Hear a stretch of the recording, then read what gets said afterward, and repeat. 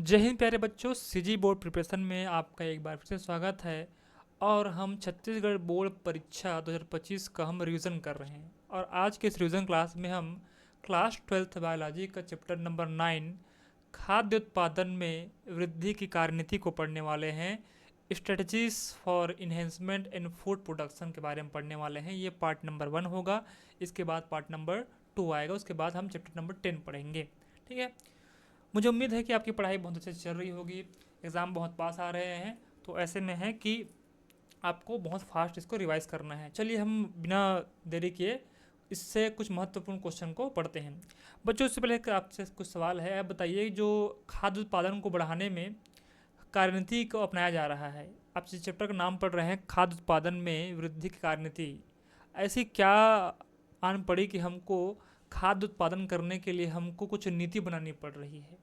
ठीक है भाई, तो बच्चों इसका आंसर ये होगा कि पहले के टाइम में जो नेचुरल रिसोर्सेज थे, प्राकृतिक संसाधन थे, अधिक थे, जनसंख्या कम थी, तो डिमांड सप्लाई अच्छे से चल रही थी। लेकिन आपको पता है कि लगातार जनसंख्या वृद्धि हो रही है। जनसंख्या वृद्धि एक बहुत बड़ी समस्या है। इतने बड़े जनसंख्या का पोषण करने के लिए हमको खाद्य उत्पादन की नई नीतियों को क्या करना है, अपनाना पड़ेगा, तभी हम इन सभी को हम सर्वाइव कर पाएंगे। शासन की भी जिम्मेदारी यही होगी कि सबको अच्छे से पोषण दे पाए। तो मुझे उम्मीद है आपको इस चैप्टर का मेन मोटो समझ आ गया होगा। चलिए कुछ महत्वपूर्ण क्वेश्चन को हम ध्यान से पढ़ते हैं। बच्चों, ये 8 जो क्वेश्चन आपको दिख पा रहे हैं, ये सभी के सभी क्वेश्चन आपके सीजी बोर्ड 2023, 19, 20, 21 जितने भी प्रीवियस ईयर क्वेश्चंस में क्वेश्चन आ चुके हैं। तो मैं उन्हीं क्वेश्चन को लाया हूँ जो क्वेश्चन आपके लिए मोस्ट आईएमपी हो सकते हैं या पिछले साल क्वेश्चन पूछे गए हैं। चलिए एक करके क्वेश्चन को हम पढ़ते हैं। पहला जो क्वेश्चन है पूछा गया है, मानव कल्याण में पशुपालन की भूमिका के संक्षेप में व्याख्या कीजिए। अब मान के चलिए इस चैप्टर में आप एग्रीकल्चर के बारे में पढ़ रहे हैं। एग्रीकल्चर वालों का इस सबको पशुपालन पढ़ते हैं, कुक्कुट पालन पढ़ते हैं, मत्स्य पालन पढ़ते हैं, ये सब पढ़ते रहते हैं पढ़ने के लिए। ठीक है, तो एग्रीकल्चर में ही आता है। तो एग्रीकल्चर कुछ जो पार्ट है हमारे 12th बायोलॉजी में दिए है। तो आप मान के चलिए कि हम अभी पशुपालन पढ़ रहे हैं, एनिमल हस्बेंड्री पढ़ रहे हैं। ठीक है, एग्रीकल्चर पढ़ रहे हैं, कृषि विज्ञान पढ़ रहे हैं।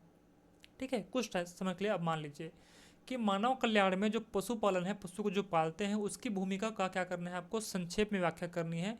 ये क्वेश्चन सीजी बोर्ड 2023 में पूछा गया था। Briefly explain the role of animal husbandry in human welfare, यानी मानव के कल्याण के लिए। सेकंड जो क्वेश्चन है बच्चों, नस्ल शब्द से क्या समझते हैं, what is mean by the word breed a race. ठीक है, पशु प्रजनन के क्या उद्देश्य हो सकते हैं, ये क्वेश्चन 2019 में पूछा गया था। क्वेश्चन नंबर तीसरा है, जैव प्रबलीकरण क्या है, इसका उद्देश्य लिखिए। क्वेश्चन 2019 में पूछा गया था। What is bio fortification, right it's purpose. ठीक है, सबका हम मतलब बहुत विस्तार समझेंगे आने वाले स्लाइड्स में। क्वेश्चन नंबर चौथा है बच्चों, ऊतक संवर्धन क्या है, इसके उद्देश्य लिखिए। What is tissue culture, right it's objective. ये जो क्वेश्चन है आपके सीजी बोर्ड 2020 में क्वेश्चन पूछा गया था। प्रश्न पांचवा है, कैलस संवर्धन क्या है, इसकी तकनीक लिखिए। What is callus culture, right it's technology. यानी कि हम ऊतक संवर्धन भी देखेंगे और कैलस संवर्धन भी हम देखने वाले हैं। ये क्वेश्चन 2020 में पूछा गया था। क्वेश्चन नंबर छठवा है बच्चों, खाद्य उत्पादन को बढ़ाने में मत्स्यिकी यानी कि मछली पालन, ठीक है, इसको हम फिशिकल्चर कहते हैं, कि भूमिका की विवेचना आपको करना है कि खाद्य उत्पादन बढ़ाने में जो मछली उत्पादन की भूमिका किस प्रकार से है। ये जो क्वेश्चन है वो 23 में पूछा गया था। Discuss the role of fisheries in increasing food production. सादा जो क्वेश्चन है, मछली के कोई 2 नस्लों के नाम लिखने हैं, कोई 2 ब्रीडर्स के नाम लिखने हैं आपको। ठीक है, right the names of any 2 breeds, और यहाँ पे स्पेशल लिख दिया है, ब्रीड यहाँ पर आएगा, तो right the name of any 2 breed of fish. ठीक है, ये क्वेश्चन 2020 में पूछा गया था। प्रश्न जो 8वां सबसे जो लास्ट क्वेश्चन है, ठीक है, मानव कल्याण में कुक्कुट प्रबंधन यानी कि पोल्ट्री फार्म। ठीक है भाई, हम पोल्ट्री देखते हैं तो पोल्ट्री फार्म प्रबंधन यानी मैनेजमेंट किस प्रकार किया जाता है, इसकी भूमिका का संक्षेप में आपको क्या करना है, लिखना है। ये जो क्वेश्चन 2023 में पूछा गया था। Write briefly the role of poultry farm management, यानी किस प्रकार से पोल्ट्री फार्म को मैनेजमेंट किया जाता है, कैसी व्यवस्था होनी चाहिए, इसके बारे में जो मानव कल्याण में उपयोगी उसके बारे में आपको लिखना है। तो चलिए भाई इसको हम आगे विस्तार से समझते हैं। सबसे पहले समझते हैं, पहला क्वेश्चन है मानव कल्याण में पशुपालन की भूमिका। अब पशुपालन की भूमिका को समझने से पहले हमको समझना होगा पशुपालन है क्या, तभी आप इसको लिख पाएंगे। ठीक है, चलिए समझते हैं। इस क्वेश्चन का आंसर ये होगा, सबसे पहले समझते हैं पशुपालन को हम इंग्लिश में एनिमल हस्बेंड्री कहते हैं। देखिए पशुपालन दो शब्द से मिलकर बना हुआ है, एक पशु, दूसरा है पालन। क्या है? पशु जैसे कि जो पालतू पशु होते हैं, आपके जो लाइव स्टॉक्स हैं, बकरी है, कुक्कुट है, भेड़ हैं, गाय हैं, ये सब क्या है भाई? ये पशु हैं। इन पशु का पालन करना ही क्या कहलाता है? पशुपालन कहलाता है। इसे एनिमल हस्बेंड्री कहते हैं। तो पशुपालन क्या है? ये विज्ञान की, या मैं कह सकता हूँ कृषि विज्ञान की एक शाखा है। अभी तो हम जीव विज्ञान पढ़ रहे हैं, लेकिन इसको हम जीव विज्ञान की एक शाखा मान लेते हैं, विज्ञान की एक शाखा मान लेते हैं। विज्ञान की वह शाखा जिसके अंतर्गत पशुधन प्रजनन, इसका मतलब है जो पशु हैं, जो हम उसको लाइव स्टॉक्स कहते हैं, हमारे लिए क्या है भाई? वो लाइव स्टॉक है। इनकी ब्रीडिंग कराने के लिए, इनके नए संतान को जन्म देने के लिए, प्रजनन कराने के लिए तथा उनका पालन करने के लिए, उनका देखभाल, व्यवस्थित अध्ययन किया जाता है। इसे क्या कहते हैं? पशुपालन कहते हैं। विज्ञान की वह शाखा जिसके अंतर्गत पशुधन प्रजनन पहला उद्देश्य यही होगा, उनका पालन, देखभाल, इन सब का क्या करते हैं भाई? अध्ययन करते हैं। इसे क्या कहते हैं? पशुपालन कहा जाता है। Animal husbandry the branch of science under which livestock breeding their rearing and, sorry यहाँ पे केयरिंग होगा, रेयरिंग नहीं होगा, केयरिंग होगा, and rearing and care is systematically studies is called animal husbandry. तो आपको समझ आ गया पशुपालन क्या है? विज्ञान की एक शाखा जहाँ पर हम पशुधन का प्रजनन कराते हैं, उनका पालन करते हैं, देखभाल करने की जो व्यवस्थित अध्ययन के बारे में हम पढ़ाई करते हैं, इसे पशुपालन कहा जाता है। इसे इस प्रकार से भी कहा जा सकता है कि ये क्या है? देखो मैंने कहा था कि कृषि विज्ञान की शाखा है, the branch of agriculture science.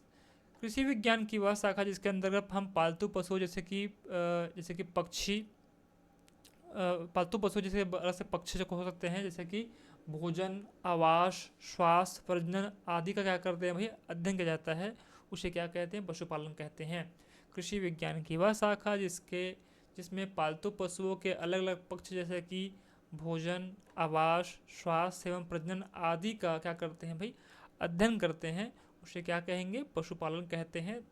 That branch of agriculture science in which aspects of domesticals animals, यानी कि जो पालतू पशु होते हैं, like food, housing, health and reproduction etc are studied is called animal husbandry. तो मुझे उम्मीद है आपको समझ आ गया होगा। अब बच्चों एक वर्ड आया है बार बार, पशुधन यानी कि लाइव स्टॉक। ये होता क्या है? पशुधन का मतलब होता है बच्चों घरेलू जंतु, पालतू जंतु, विशेषतः फार्म पर पाले जाने वाले जंतु जिनका उपयोग या लाभ के लिए पाला जाता है, उन्हें सम्मिलित रूप से पशुधन कहते हैं। अपने फायदे के लिए पाला गया घरेलू जंतु उसे क्या कहेंगे? पशुधन कहते हैं। उस पशु से हमको धन की प्राप्ति हो रही है, पशुधन हो रहा है, हमारे लाभ हो रही है, इसको हम लाइव स्टॉक कह रहे हैं। उदाहरण के लिए क्या कहे भाई? गाय, भैंस, भेड़, बकरी, सूअर, घोड़े और ऊँट, ये सभी क्या हैं? इन जितने भी जो जंतु हैं इनको जो पाल सकते हैं, जिनसे हमको फ़ायदा मिल सकता है, लाभ मिल सकता है, इनका उपयोग किया जा सकता है, उन्हें क्या कहते हैं? पशुधन कहते हैं, लाइव स्टॉक्स कहते हैं। अब खाद्य लिखा है, खाद्य उत्पादन में लाभ किस प्रकार से होगा? कैसे होगा भाई? हम सबसे पहले तो क्या करेंगे? पशुओं को पालेंगे और पशुओं का प्रजनन कराएंगे। क्लियर है क्या? पशु प्रजनन का मतलब है कि ऐसे पशु जो लाभदायक हैं उनका क्या करना? उनका प्रजनन कराना। ठीक है भाई? प्रजनन क्या होता है कि अपने समान जीवों को जन्म देना प्रजनन कहलाता है। तो पशु को पालेंगे और उन्हीं पशु का क्या करें? प्रजनन कराएंगे। ठीक है? इससे हमको प्रॉफिट मिलेगा फूड प्रोडक्शन में। तो profit in food production, animal husbandry, हम पशुपालन करेंगे और उन एनिमल का क्या कराएंगे? ब्रीडिंग कराएंगे, ताकि हमको अच्छे ब्रीड मिल सके, जिससे हमको उपयोग मिल सके और उसके लाभ मिल सके। चलिए, खाद्य उत्पादन के वृद्धि की कार्यनीति क्या क्या हो सकती है? Strategy of increasing food production. पहला है पशुपालन करना। पहला तरीका ये हो गया कि हम एनिमल हस्बेंड्री के थ्रू हम फूड प्रोडक्शन को बढ़ा सकते हैं। दूसरा है क्या भाई? प्लांट ब्रीडिंग, यानी कि हम पादप का भी प्रजनन कराएंगे, क्योंकि हम यहाँ पर केवल एक तो हम एनिमल के बारे में बात भी नहीं कर रहे हैं, एनिमल भी हो सकता है, प्लांट भी हो सकता है, जिससे हमको फूड मिलता हो। ठीक है भाई? कोई वेजिटेरियन भी हो सकता है, कोई नॉन वेजिटेरियन हो सकता है। ठीक है? दूसरी बात है जो पशुओं से मिलने वाले मिल्क प्रोडक्ट्स हैं उसका भी यूज़ किया जाता है करने के लिए। ठीक है? तो पशुपालन भी एक नीति हो सकती है, पादप प्रजनन करना भी एक नीति हो सकती है। एकल कोशिका प्रोटीन, सिंगल सेल प्रोटीन्स, अब ये क्या होता है समझो। जैसे कि एल्गी, जीवाणु, कवक और ईस्ट, ये सब कैसे हैं, एक सिंगल सेल्स हैं, एक कोषीय हैं। इन एक कोशिकीय जीवों से प्रोटीन का निर्माण करना क्या कहलाता है, एक कोशिका प्रोटीन कहलाता है, एकल कोशिका प्रोटीन कहलाता है, सिंगल सेल प्रोटीन कहलाता है।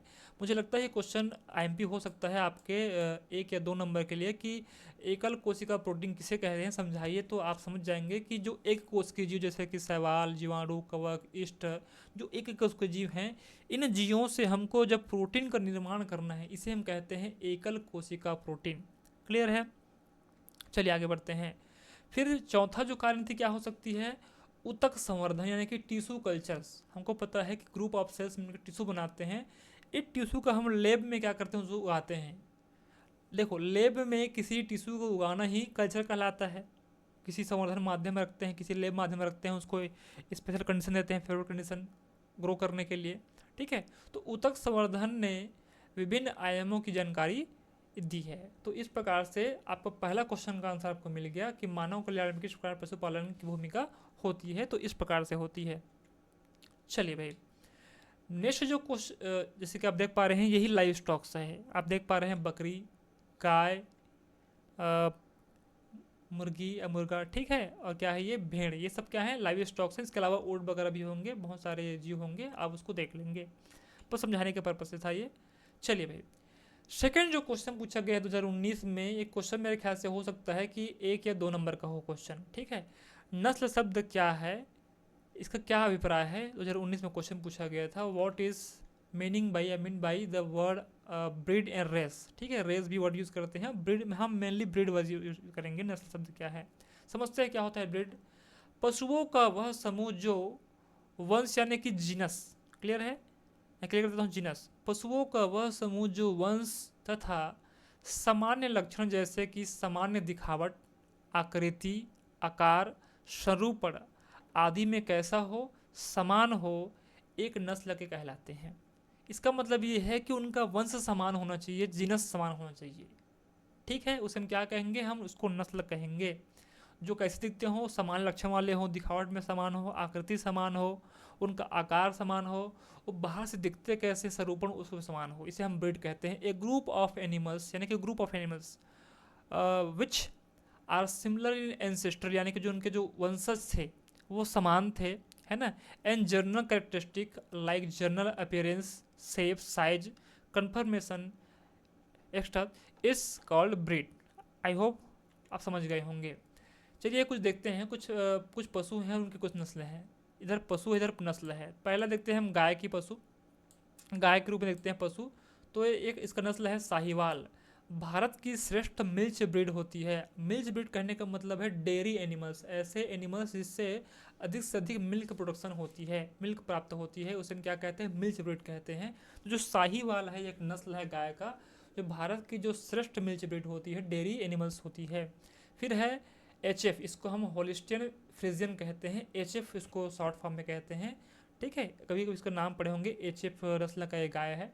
ठीक है, तो HF इसको हम कहते हैं होलिस्टियन फ्रिजियन। ये विश्व की, देखो भारत में श्रेष्ठ कौन है, शाहीवाल, लेकिन हम बात करें मिल्च ब्रीड डेयरी एनिमल्स की, तो HF जो होती है होलिस्टियन फ्रिजियन, ये विश्व की श्रेष्ठ मिल्च ब्रीड होती है।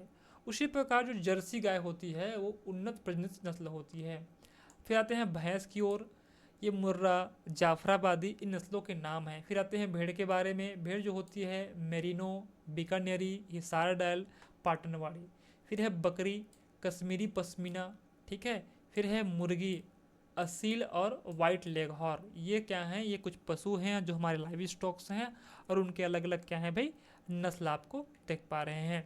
ये देख पा रहे हैं आप, ये अलग अलग नस्ल के क्या हैं, गाय हैं। जहाँ तक मैं जान पा रहा हूँ ये HF होगा, ये साहीवाल है, और ये ख्याल से ये जर्सी हो सकती है, ये जर्सी हो सकती है मे बी। ठीक है, तो ये HF, साहीवाल और जर्सी, ये अलग अलग गाय के क्या है, नस्ल हैं। चलिए आगे बढ़ते हैं। फिर वही क्वेश्चन पूछा गया है, पशु प्रजनन के क्या उद्देश्य हो सकते हैं। अगर हम फूड प्रोडक्शन को हमको बढ़ाना है, तो हमको जो हमारे जो लाइव स्टॉक्स हैं, जो पालतू पशु हैं, जिनसे हमको लाभ या फ़ायदा मिलता है, उपयोग मिलता है, उनका प्रजनन कराने का क्या उद्देश्य हो सकता है। प्रजनन का मतलब होता है उस पशु के समान ही नए जीव को जन्म देना, उसी समान जाति को, उसी वंश का। ठीक है, इसे हम पशु प्रजनन कहते हैं। तो इसका क्या उद्देश्य हो सकता है, जाहिर सी बात है इसका उद्देश्य क्या होगा, फूड प्रोडक्शन को बढ़ाना। क्लियर है क्या। चलिए, what are the objectives of animal breeding, अब इसको कैसे लिखेंगे आप लोग, ये क्वेश्चन 2019 से पूछा गया है। पहला है, अब समझते हैं पशु प्रजनन क्या है। तो पशु प्रजनन पशु विज्ञान की क्या है, एक शाखा है, यानी कि एनिमल साइंस की एक शाखा है। ठीक है, the branch of animal science, पशु विज्ञान की वह शाखा जिसमें घरेलू पशुधन यानी जो हाउस लाइफ स्टॉक्स होते हैं, डोमेस्टिक लाइफ स्टॉक्स होते हैं, उनकी आनुवांशिकता में क्या करते हैं, ऐसे सुधारों का अध्ययन किया जाता है जो मानव के हित में हो। देखो, इसका मतलब है कि ये जो पशु हैं उनको प्रजनन करने का उद्देश्य यहाँ पर ये होगा। ये क्या होता है पशु प्रजनन, जो हमारे जो घरेलू पशुधन होते हैं, लाइव स्टॉक्स होते हैं, उनके जो जेनेटिक लेवल पे है वो सुधार करेंगे। सुधार क्यों करेंगे, ताकि हमारा कल्याण हो सके, मानव के हित में हो सके। इसे क्या कहते हैं, पशु प्रजनन कहते हैं। ये की उद्देश्य हो सकता है इसका। ठीक है, तो animal breeding that branch of animal science, यानी विज्ञान पशु विज्ञान की एक शाखा है, एक ब्रांच ऑफ एनिमल साइंस है, in which such improvement in heredity of domestic livestock are studies which are in the interest of humans।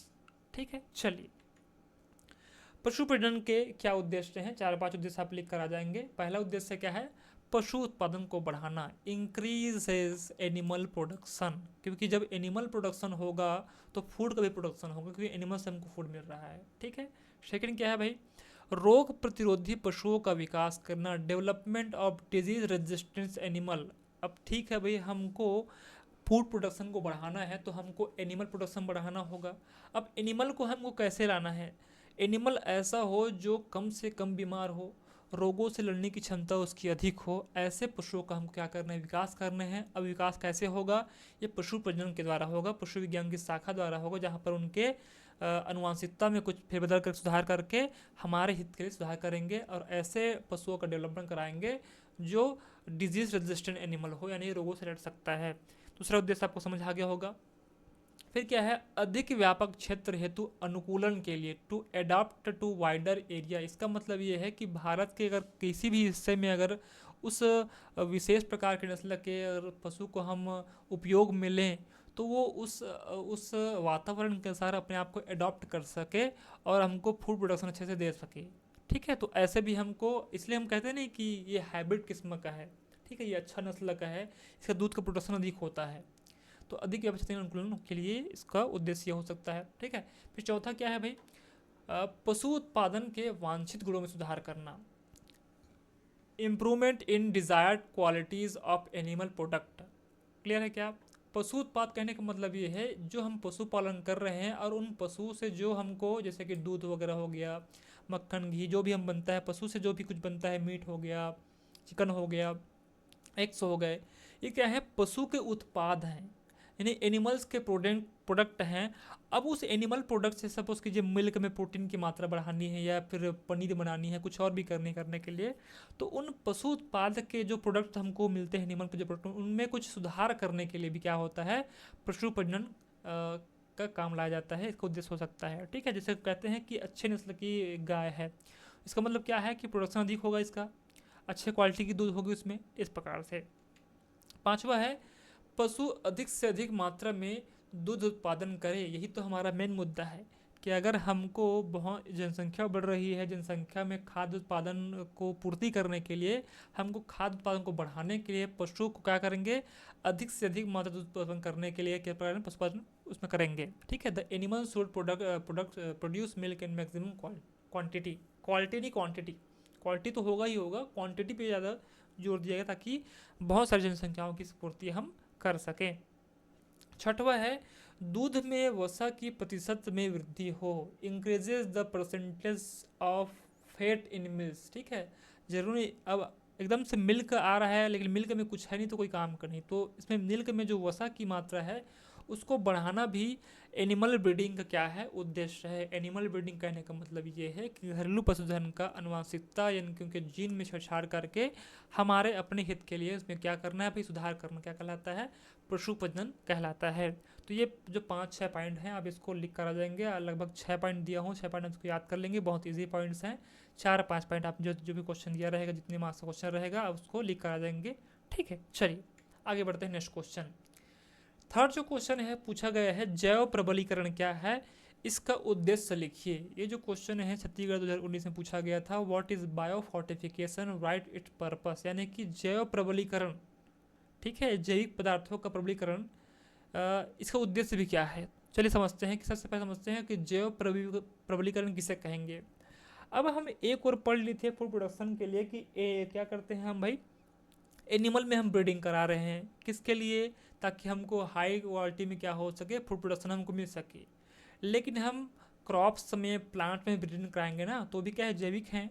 तो फसलों में प्रजनन यानी कि ब्रीडिंग ऑफ क्रॉप्स, ठीक है भाई, ब्रीडिंग इन क्रॉप्स। तो जो फसल होते हैं हमारे, दाल चावल गेहूँ, जो फसल होते हैं हमारे, बाजरा, इन फसल का एक ऐसा तरीका है जिसकी सहायता से फसल के पोषण मान में बढ़ोतरी संभव होती है। जिस प्रकार से हमने पढ़ा कि एनिमल ब्रीडिंग से मिल्क की क्वालिटी बढ़ती है, उसी प्रकार हम जब प्लांट या क्रॉप्स में ब्रीडिंग कराएंगे तो क्या होगी, जो फसल हमको मिलेगी, जिसको हम अनाज के रूप में लेंगे, उसमें जो पोषण मान होगी, न्यूट्रिशन लेवल होगी, वो काफ़ी हाई होगी। इसी को कहते हैं जैव प्रबलीकरण, biofortification.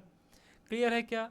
Breeding crops is a method with the help of which it is possible to increase the nutritional value of the crop. ये देखो, ये बेस्ट वर्ड आया है कि क्या पर्पस है इसका, nutrition value of the crop, यानी कि nutrition value of the crop को बढ़ाने के लिए हम शब्द यूज़ करते हैं बायो फोर्टिफिकेशन, जैव प्रबलीकरण। ठीक है, तो मुझे उम्मीद है आपको समझ आ गया होगा जैव प्रबलीकरण क्या है। अब नेक्स्ट क्वेश्चन क्या पूछा इसी में, इसका उद्देश्य भी आपको लिखना है। ठीक है, मे भी ये क्वेश्चन 3-4 नंबर का हो, 1 नंबर का हो सकता है कि जैव प्रबलीकरण हो, और वहीं पे लिख दे कि 3 या 4 आपको उद्देश्य लिखने हैं। ठीक है, चलिए समझते हैं। सबसे पहले जैव प्रबलीकरण क्या उद्देश्य हो सकते हैं। पहला, वही बात है कि जो फसल होंगे, क्रॉप्स होंगे, न्यूट्रिशन वाली बढ़ानी है तो क्या होगी, प्रोटीन्स, कार्बोहाइड्रेट, विटामिन, इस तो होगा होने के लिए, है ना। तो प्रोटीन की मात्रा व गुणवत्ता को बढ़ाना है, प्रोटीन कंटेंट एंड क्वालिटी को भी बढ़ाना है आपको। ठीक है, तेल की मात्रा और गुणवत्ता, क्योंकि पता है हमको बहुत सारे क्रॉप्स से हमको ऑयल हमको मिलते हैं। तो तेल की मात्रा व गुणवत्ता यानी कि ऑयल कंटेंट एंड क्वालिटी को भी बढ़ाने के लिए जैव प्रबलीकरण किया जाता है। विटामिन्स की मात्रा बढ़ाने के लिए विटामिन्स कंटेंट्स, और है सूक्ष्म पोषक व खनिज मात्रा, micro nutrients and mineral contents को बढ़ाने के लिए ये जैव प्रबलीकरण उद्देश्य होता है। ठीक है, तो ये क्या होता है उद्देश्य। ठीक है, अगर आप नहीं ढूंढ पाए इसको आप कहीं भी लिख लीजिए। ठीक है, चलिए, वैसे तो इसका PDF आपको मेरे टेलीग्राम चैनल में मिल जाएगा, आप जाकर PDF को फ्री में डाउनलोड कर सकते हैं बिना कोई चार्ज के। ठीक है बच्चों, मैं आपकी हेल्प के लिए आपको फ्री में यूट्यूब में पढ़ा रहा हूँ। ठीक है, जिस प्रकार से हेल्प हो पा रही है, जितना बन पा रहा है, मैं उतना करने की कोशिश कर रहा हूँ, ताकि आपको कम समय में अधिक से अधिक लाभ मिल सके। बच्चों, आप कमेंट करके बताया कीजिए कि आप जो मैं पढ़ा रहा हूँ आपको कैसा लग रहा है, क्या आपको समझ आ रहा है कि नहीं आ रहा है। कुछ आपके ऐसे डाउट्स होंगे जो लगता है कि सर जो हमको स्कूल में नहीं पढ़ाए होंगे, लेकिन सर आप इसको पढ़ा दीजिए। तो आप क्या करेंगे, मेरे इसी वीडियो के या किसी भी वीडियो के कमेंट बॉक्स पर जाएंगे और वहाँ जाकर कमेंट कर देंगे कि सर हमको इस चैप्टर का ये टॉपिक हमको पढ़ाना है। चैप्टर नाम जरूर लिखना है, चैप्टर नंबर, जो भी चैप्टर होगा उस चैप्टर का आपको टॉपिक लिखना है। सर इस टॉपिक में हमको डाउट है, पढ़ा दीजिए, मैं उसको जितना जल्दी हो सके उसका एक अलग वीडियो आपको लाकर दे दूँगा। इतना आपका हेल्प कर सकता हूँ। आप कभी भी मेरे इस मेरे यूट्यूब चैनल पर कभी भी आप मुझे मैसेज कर सकते हैं, कभी भी मैसेज कर सकते हैं कि सर हम कोई समस्या है, मैं आपके एग्ज़ाम के लास्ट दिन तक आपके साथ रहूँगा। ठीक है, चलिए, तो कोई भी समस्या हो बेझिझक आप कमेंट कर सकते हैं बिना कोई डरे। ठीक है, जितना हेल्प हो सके मैं आपके करने की कोशिश कर रहा हूँ। चौथा जो क्वेश्चन है बच्चों, ऊतक संवर्धन क्या है, इसके उद्देश्य लिखिए। ऊतक जानते हो क्या होता है, group of cells is called tissue. बहुत सारे कोशिकाओं से मिलकर टिश्यू बनता है। अब एक टिश्यू है, उस टिश्यू को हम कैसे लैब में ग्रो कराएं, आर्टिफिशियली हम सब, आर्टिफिशियल के इन द सेंस ऐसा है कि लैब में एक होता है नेचुरल ग्रो होना, एक होता है लैब में ग्रो करना, प्रयोगशाला में ग्रो कराना। यानी कि उस टिश्यू को कुछ खास सॉल्यूशन डाल के, कुछ खास इन्वायरमेंट दे के उसका हम ग्रोथ करा रहे हैं, उसे संवर्धन कहते हैं, कल्चर कहते हैं। ठीक है, तो ऊतक संवर्धन क्या है, उसका आपको उद्देश्य भी लिखना है। चलिए समझते हैं क्या होता है संवर्धन। ऊतक संवर्धन क्या है, एक मेथड है, एक विधि है, जिसके द्वारा क्या करते हैं, पादप कोशिका, या तो प्लांट सेल हो सकता है या टिश्यू हो सकता है, या ऊतक से संवर्धन यानी कि कल्चर मीडियम कहने का मतलब ये है कि सपोज कीजिए एक पेट्री डिश है, इस पेट्री डिश में उस टिश्यू या सेल्स को ग्रोथ करने के लिए जो भी केमिकल्स चाहिए, वो केमिकल्स उस पेट्री डिश में होंगे। ठीक है, उसे कहते हैं कल्चर मीडियम पर क्या करते हैं, पूर्ण पौधे को प्राप्त किया जाता है, यानी कि एक टिश्यू से हम या एक सेल से हम पूर्ण पौधा प्राप्त कर रहे हैं, ये एक विधि है। तो आपको समझ पा रहे हैं कि ऊतक संवर्धन वह विधि जिसके द्वारा पादप कोशिका या ऊतक से संवर्धन माध्यम कल्चर मीडियम में पूर्ण पौधा प्राप्त किया जाता है, इसे क्या कहते हैं? टिश्यू कल्चर कहते हैं। बहुत सिंपल है, एक लैब है, उस एक प्रयोगशाला है, उस प्रयोगशाला में एक पेट्री डिश है, उस पेट्री डिश में एक टिश्यू रखा गया है, टिश्यू में बहुत सारे सॉल्यूशन मिला दिया गया ताकि उस टिश्यू को ग्रो कर सके। यही संवर्धन माध्यम है, इसी को संवर्धन कहते हैं, टिश्यू करते हैं। और tissue culture is the method by which S complete plant is obtain from the plant cells और टिश्यू इन कल्चर मीडियम। इसकी खोज किसने की थी? स्टीवर्ट ने की थी 1948 में। ठीक है, भारत आज़ाद होने के एक साल बाद, है ना, 1947 में हमारा देश आज़ाद हुआ था, फिर 1948 में इनकी खोज हुई थी ऊतक संवर्धन में। साइंटिस्ट ने किसने की? स्टीवर्ट ने की थी। हालांकि ये फॉरेन साइंटिस्ट हैं। अब एक शब्द आता है बच्चों, ठीक है, हम कह रहे हैं कि एक पादप या कोशिका से एक नया पूर्ण पौधा बन रहा है, तो इस गुण को क्या कहेंगे? उस गुण को कहते हैं बच्चों टोटी पोटेंसी। पोटेंसी का मतलब क्या होता है? क्षमता या पावर, एबिलिटी। क्लियर है क्या? टोटी मतलब कि टोटल, तो टोटी पोटेंसी इसका मतलब है कि पौधे की प्रत्येक कोशिका विकसित होकर एक नया पौधे बनाने की क्षमता रखती है, इसे क्या कहते हैं? टोटी पोटेंसी कहते हैं। और पौधे की इसी टोटी पोटेंसी गुण को हम कल्चर माध्यम में क्या करते हैं? ग्रो कराते हैं। क्लियर है क्या? मुझे उम्मीद है आपको समझ आ गया होगा। नहीं समझ आया है, इसको पॉज करके वापस करके इसको रिवाइज करके इसको देखेंगे आप लोग। ठीक है, अब पढ़ते हैं इसका उद्देश्य क्या है भाई, क्यों ऐसा किया जा रहा है। बहुत सिंपल सा मीनिंग, जब भी आपको इस चैप्टर से आपको उद्देश्य पूछे, एक बात आप हमेशा याद रखेंगे, इसका उद्देश्य क्या है भाई? फूड प्रोडक्शन को बढ़ाना। ठीक है भाई, जितने भी मेथड्स हम यूज़ कर रहे हैं इस चैप्टर में, उसका जो पर्पस होगा, ऑब्जेक्टिव होगा, क्या होगा? न्यूट्रिशन वैल्यू को बढ़ाना, क्वांटिटी क्वालिटी को बढ़ाना, ठीक है, फूड प्रोडक्शन को बढ़ाना, यही सब आएगा। इसका मतलब वृद्धि करना ही है। ठीक है भाई, तो आपको दिमाग लगाना है। सपोज कीजिए कहीं आप एग्जाम में भूल गए इस चीज़ को कि सर क्या लिखें, याद रखना है चैप्टर कौन सा है भाई? खाद्य उत्पादन में कार्यनीति। ठीक है, इतना आपको याद रखना है, तो आप इसको अपने मन से भी इस क्वेश्चन के आ जाएंगे, नंबर आपको पूर्ण मिलेंगे। चलिए भाई देखते हैं, पहला है क्या है ऑब्जेक्टिव टिश्यू कल्चर के। पहला है रोगी पौधों से रोग मुक्त पौधे का विकास करना, क्योंकि फूड प्रोडक्शन जब बढ़ाना है, सपोज कीजिए एक बहुत बहुमूल्य हमारे पास प्लांट है जिसका प्रोडक्शन अधिक होता है, उसमें बार बार क्या हो रहे हैं? डिजीज़ हो रहे हैं, तो क्या करेंगे? उसकी टिश्यू को निकालेंगे, ठीक है, इसको टिश्यू को एक कल्चर मीडियम में रखेंगे, उसको ग्रो करा देंगे, ठीक है भाई, इसमें क्या होगा? रोग मुक्त हो जाएगा। ये भी अच्छा तरीका है। To develop disease free plant from disease the plant, ये भी एक उदाहरण का उद्देश्य है। दूसरा क्या है भाई? स्ट्रेस प्रतिरोधी पौधे का विकास करना, यानी कि स्ट्रेस रेजिस्टेंस। स्ट्रेस कहने का मतलब ये है कि सपोज दैट कि एक पौधा है, उस पौधे में बहुत सारे इन्वायरमेंट है, और इन्वायरमेंट को उस पौधे को इफेक्ट करेगा। अब इन्वायरमेंट में क्या क्या हो सकता है? वायु हो सकता है, एयर हो सकता है, सॉइल हो सकती है, यानी कि जितने भी फिजिकल प्रॉपर्टीज़ होते हैं, एबायोटिक फैक्टर्स होते हैं, उन पौधों को क्या कर सकते हैं? ऐसा कंडीशन वहाँ पर ला सकते हैं कि पौधे को स्ट्रेस हो जाए, उनको तनाव हो जाए, उनको ग्रो में हेल्प ना हो सके। ठीक है, तो क्या करेंगे? उसको स्ट्रेस रेजिस्टेंट करेंगे, कम से कम ऐसे पौधे का हम विकास करेंगे इस संवर्धन माध्यम से, ताकि कम से कम वो स्ट्रेस उनको मिले और पौधा अच्छे से ग्रो कर सके। अच्छा तरीका है ये भी।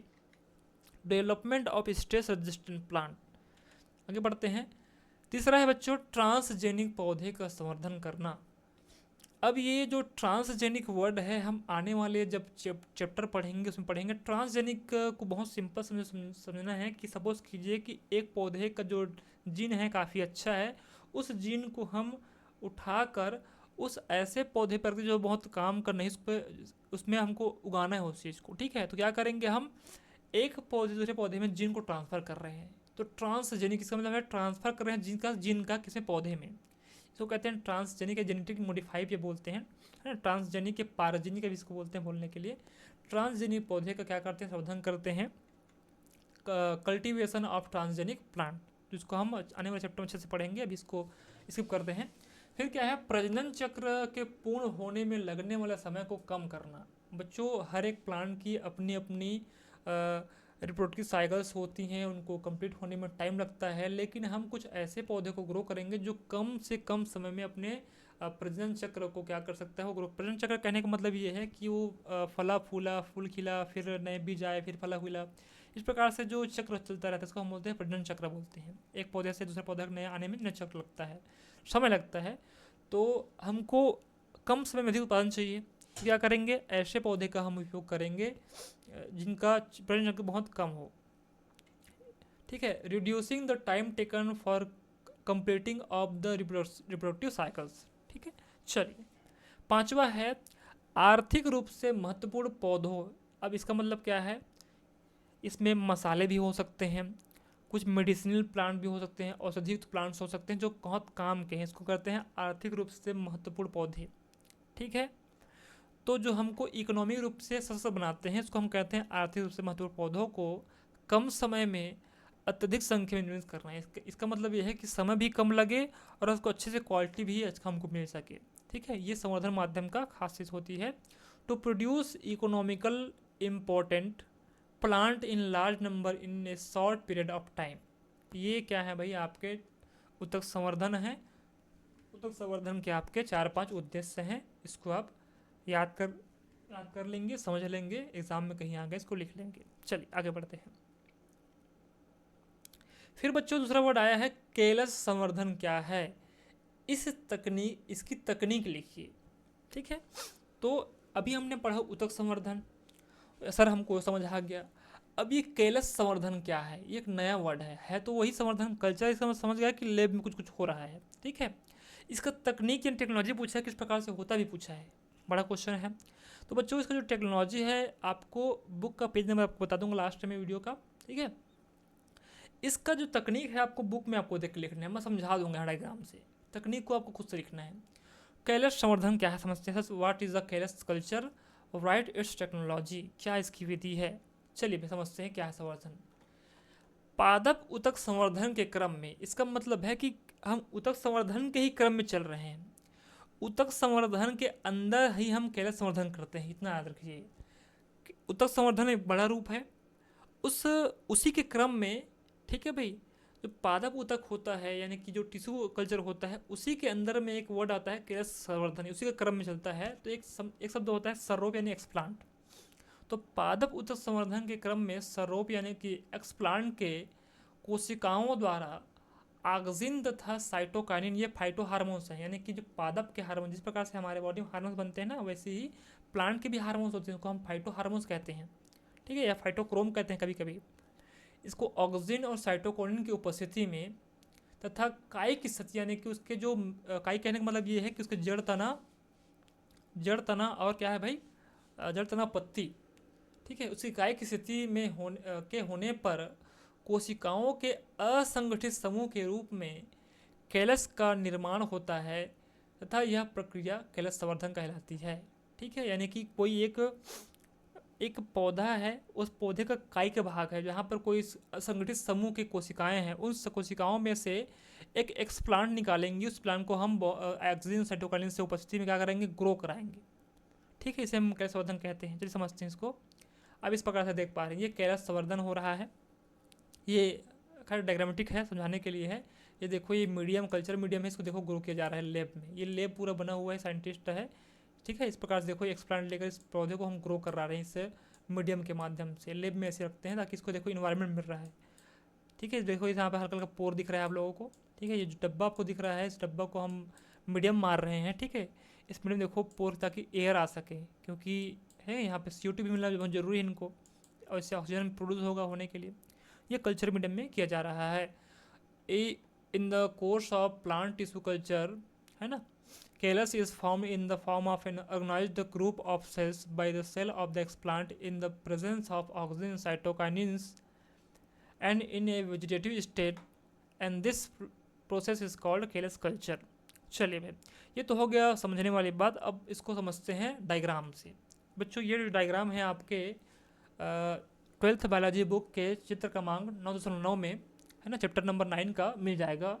कैलस संवर्धन के विभिन्न भाग आप देख पा रहे हैं, कैलस संवर्धन के विभिन्न भाग। अब इसका टेक्नोलॉजी पूछा गया है, आपको इसी को बना कर आना है, इसी को लिख कर आना है। डायग्राम भी बनाएंगे और इसके मेथड को लिखेंगे, समझो।